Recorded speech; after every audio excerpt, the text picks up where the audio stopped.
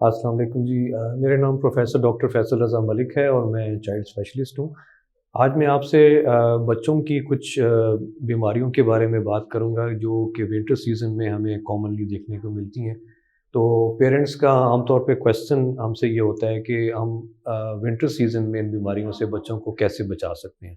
तो मैं इनकी जो हिफ़ाज़ती तदाबीर हैं, प्रिकॉशंस हैं, उसके बारे में थोड़ी-सी बात करूँगा।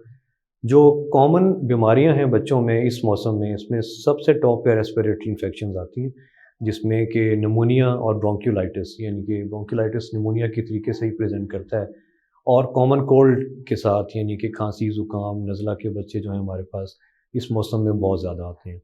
तो पेरेंट्स का आमतौर पे कंसर्न ये होता है कि हम इन बीमारियों से इस मौसम में कैसे बच सकते हैं और कौन-सी ऐसी डाइट है जो हम बच्चों को दे सकते हैं जिससे उनकी इम्यूनिटी बेहतर हो सके। तो सबसे पहली चीज़ इसमें ये है कि रेस्पिरेटरी इन्फेक्शंस आमतौर पे ओवरक्राउडिंग से बहुत ज़्यादा होती हैं। विंटर सीज़न में इसलिए रेस्पिरेटरी इन्फेक्शन ज़्यादा हो रही होती हैं कि घर में एक ही कमरे में या एक ही जगह पे बहुत सारे लोग इकट्ठे होते हैं, खिड़कियाँ दरवाजे बंद होते हैं, वेंटिलेशन प्रॉपर नहीं हो रही होती है, क्रॉस इन्फेक्शन के रेट बहुत ज़्यादा बढ़ जाते हैं। घर में किसी एक बंदे को भी हल्का सा खांसी ज़ुकाम होगा तो बच्चों में बहुत आसानी से वो ट्रांसफ़र हो जाता है क्योंकि बच्चे की इम्यूनिटी ऑलरेडी कम होती है। तो एक तो आपने ओवरक्राउडिंग को अवॉइड करना है। उसके लिए ज़रूरी है कि अगर तो घर बड़ा है तो अलग-अलग कमरों में शिफ्ट हो जाएँ। अगर किसी एक को इन्फेक्शन है उसको आप आइसोलेट कर दें या आजकल वैसे भी मास्क का यूज़ बहुत ज़्यादा हो रहा है, तो आप मास्क का यूज़ कर सकते हैं। स्पेशली वो बंदा जिसको इन्फेक्शन है, वो मास्क यूज़ करे और स्पेशली अगर मदर को इन्फेक्शन है और वो बच्चे को फ़ीड करवा रही हैं, उनके बच्चे ने मदर के पास रहना है, तो बहुत ज़रूरी है कि मदर मास्क का यूज़ करें ताकि बच्चे में इन्फेक्शन ट्रांसमिट होने के चांसेस बहुत कम हो जाएँ। दूसरी चीज़ हमसे ये पूछी जाती है कि बच्चों को ऐसी कौन-सी ग़िज़ा हम दें कि उसकी इम्यूनिटी बेहतर हो सके। उसके लिए हम बैलेंस डाइट रिकमेंड करते हैं। बैलेंस डाइट का मतलब ये है कि सारे कंपोनेंट्स डाइट में थोड़े-थोड़े शामिल होने चाहिए। मतलब ऐसा नहीं है कि अगर आप कार्बोहाइड्रेट दे रहे हैं, तो आप वही सारा दिन देते रहें। कार्बोहाइड्रेट का मतलब ये है कि गंदम में कार्बोहाइड्रेट है, ब्रेड में है, सीरियल्स के अंदर है। तो कुछ लोग ये देते हैं, तो पूरा दिन यही बच्चे को दे रहे होते हैं। इसके साथ विटामिन्स का देना भी ज़रूरी है, कुछ अमाउंट में फ्रूट्स का जाना बच्चे में ज़रूरी है, विटामिन सी और ज़िंक हमें वहाँ से हासिल होता है, इम्यूनिटी बूस्ट करने में उससे बहुत ज़्यादा हमें हेल्प मिलती है। तीसरी चीज़ प्रोटीन्स बहुत ज़रूरी हैं, प्रोटीन से इम्यूनिटी आपकी बहुत बेहतर होती है। प्रोटीन सबसे ज़्यादा मीट में है और इसके अलावा लेंटिल्स यानी कि जो दालें वगैरह हम यूज़ कर रहे होते हैं। अगर आप मीट अफ़ोर्ड नहीं कर सकते, कोई पेशेंट कहते हैं कि हम मीट नहीं अफ़ोर्ड कर सकते, फ़िश या पोल्ट्री हम यूज़ नहीं कर सकते, तो आप कॉमन दाल जो है जिस तरह से लोबिया है और बाकी दालें हैं, आप वो यूज़ कर सकते हैं। अंडा एक बहुत अच्छी सोर्स है एक प्रोटीन की, वो बच्चे की डाइट में लाज़मी होनी चाहिए। डेली 1 या 2 एग्स सर्दियों में आराम से बच्चा ले सकता है।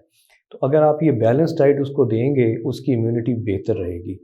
इसके अलावा अगर आपका बच्चा डाइट प्रॉपर नहीं ले रहा, तो आप उसको सप्लीमेंट की फ़ॉर्म में भी ये इम्यूनिटी बूस्ट करने के लिए चीज़ें दे सकते हैं। विटामिन के सिरप्स अवेलेबल हैं, आप उसको मल्टीविटामिन्स दे सकते हैं। ज़िंक के सिरप्स अवेलेबल हैं, आप ज़िंक दे सकते हैं। विटामिन डी बहुत ज़रूरी चीज़ है क्योंकि पाकिस्तान में स्पेशली बच्चों में विटामिन डी की कमी है। उसकी रीज़न ये है कि सनलाइट प्रॉपर नहीं मिलती। हम बहुत ज़्यादा ओवर क्राउडेड जगहों पे रह रहे होते हैं जहाँ पे सूरज की रोशनी घर के अंदर नहीं आ सकती, तो उस सूरत में विटामिन डी के सप्लीमेंट लेना बहुत ज़रूरी है। बहुत सी स्टडीज़ हैं जिसमें विटामिन डी लेवल्स बच्चों में कम पाए गए हैं, पाकिस्तानी बच्चों में। तो विटामिन डी के ड्रॉप्स हैं, ओरल इंजेक्शंस अवेलेबल हैं, वो आप बच्चों को दे सकते हैं, उससे इम्यूनिटी बूस्टअप हो सकती है। तो ये कुछ सप्लीमेंट्स हैं जो आप यूज़ कर सकते हैं और ये कुछ डाइट्स थी जो मैंने बताई हैं जिसके बारे में जिससे आप यूज़ करके बच्चों को इन इन्फेक्शन से काफ़ी हद तक बचा सकते हैं। इसके अलावा एक और इम्पॉर्टेंट चीज़ इन चीज़ से बचने के लिए है वैक्सीनेशन। कुछ बीमारियों के अगेंस्ट वैक्सीन अवेलेबल है। जिन बच्चों में सर्दियों के मौसम में रेस्पिरेटरी इन्फेक्शन बहुत ज़्यादा होती हैं, उनमें फ्लू वैक्सीन, इसको इन्फ्लुएंज़ा वैक्सीन कहते हैं, वो हर साल के शुरू में, सर्दियों के शुरू में, अक्टूबर के एंड में हम रिकमेंड करते हैं कि वो लगवा लें।